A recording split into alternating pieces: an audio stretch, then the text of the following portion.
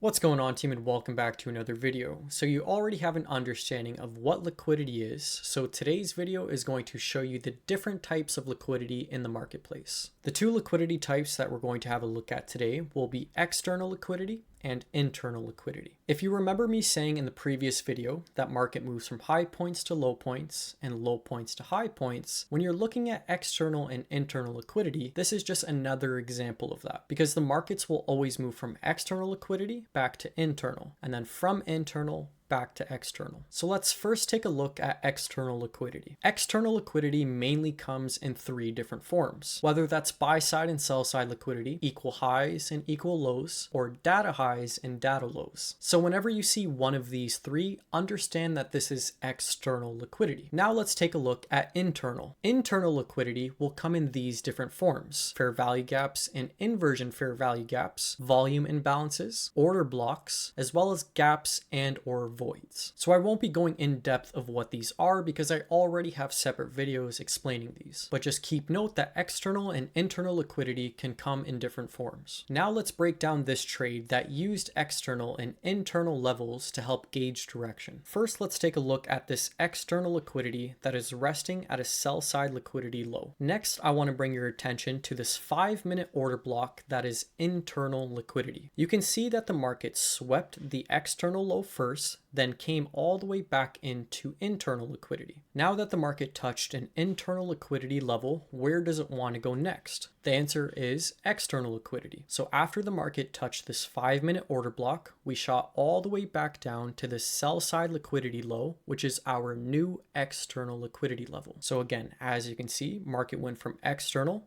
all the way back into internal, and then from internal went all the way back to external. But with that being said, if you have any further questions on this video, you can always reach out through the Discord community or message me privately.